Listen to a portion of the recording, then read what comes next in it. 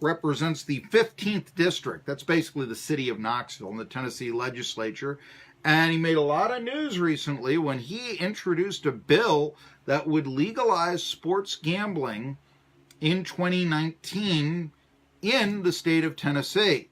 Now, I can remember when, Tennessee finally got along. Well, you introduced this bill. Sports gambling can be legalized in any state that we're going to be able to put some bucks down on the Vols or the Titans or whoever. It's your state.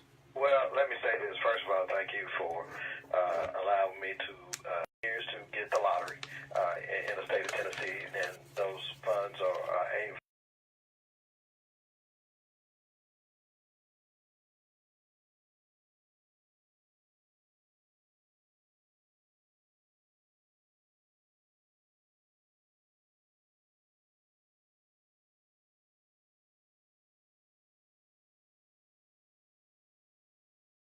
states, and so this is a new stream of income that surrounding states have already passed, from Mississippi to Arkansas to West Virginia, and we're looking at those dollars leaving the state once again. So my hope is to think about tax. We can take advantage of this new stream of income if it was passed. It's a permissive piece of legislation. Locals would have to adopt it by election if they wanted it in their area, and if we were able to pass it 15th District, and has introduced a bill to legalize sports gambling in Tennessee for the reasons that you just heard, for the roads and the schools and the infrastructure. But I got to ask you this, Rick Staples. You said if it's not going to be done in casinos like you would see in Atlantic City, Vegas, or dare I say the Greenbrier Casino in West Virginia, which I believe is the closest sports book to East Tennessee. Set up sports books if someone, because we're setting up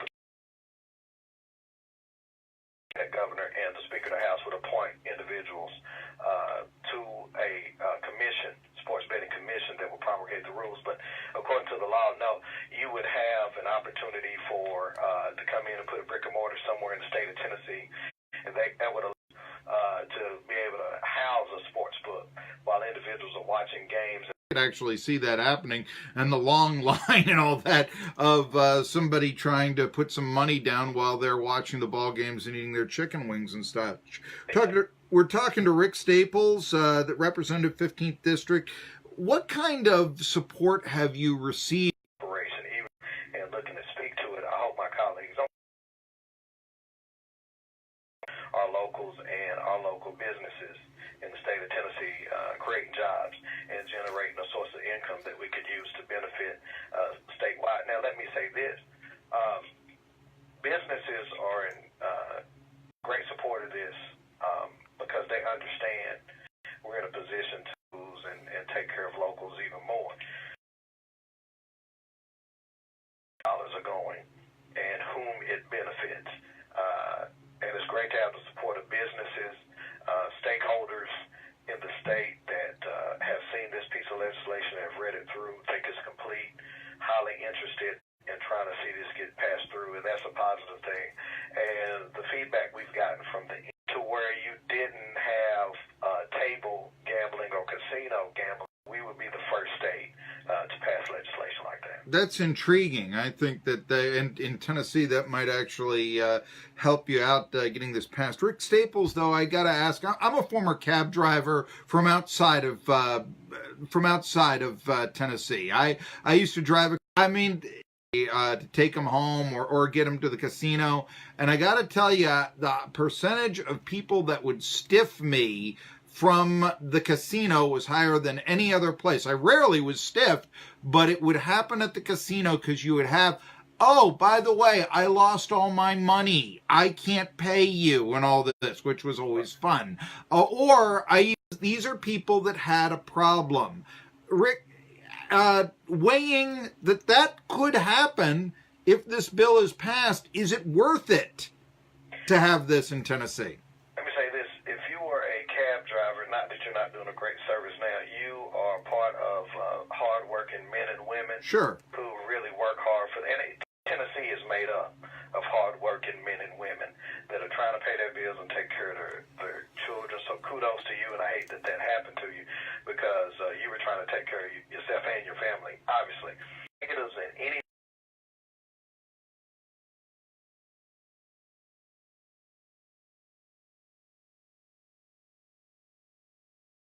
to promulgate rules, protect men and women. Now, in this particular instance, because we're not talking about individuals visiting a casino, they can use their phones in order to make these bets that would still be taxed. We hope to avoid issues like that.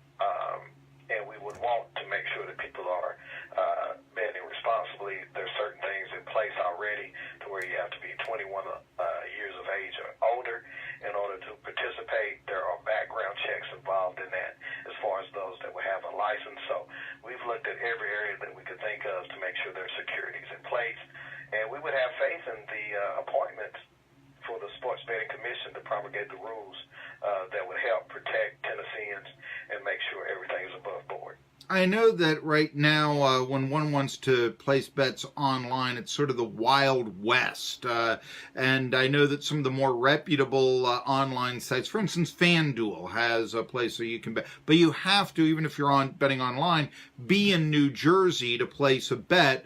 Mentioned on apps and such, what would that do to allow somebody to potentially use, and I'll just use the FanDuel, yeah, I'm giving them free advertising, but you can't use it in Tennessee right now. What would that do for those apps that you can only use in certain states to Tennessee? Would that allow somebody to potentially be able to use a FanDuel site from their home and gamble on the Vols or whoever?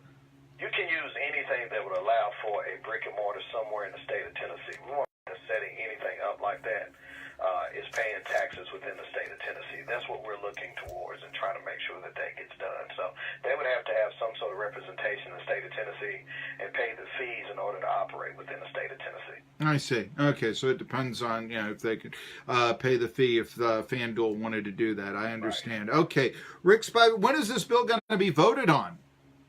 Well, we'd have to be sworn in a session. We'll also have to look at what committee it would be assigned to, and I would actually have to put the bill on notice. Okay. So we would probably be looking at putting the bill on notice somewhere, maybe late January, and starting the conversation up and the debate on if this is something that Tennesseans want and would benefit this great state. There you go.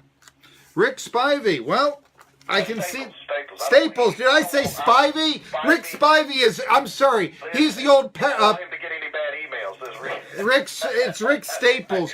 Forgive me. Rick Spivey used to be the CEO of the Kingsport Mets. I am sorry. I apologize. I don't need. want to get any bad phone calls. My apologies to you, Representative Rick Staples of the 15th District, representing Knoxville. Well, I got to tell you, I've always said, I'd like the area to be more cosmopolitan. I don't want to give an endorsement one way or the other because I see the positives and the negatives.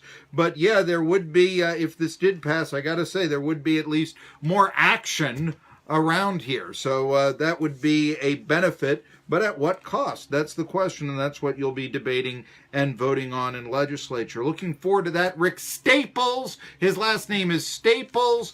Like I'm showing right here on Facebook. What is the staple that put this together? Forgive me, it has nothing to do with the Kingsport Mets. We'll be back, and I'll talk to Craig Haley, and we'll find out what are the odds of ETSU making the FCS playoffs when we return.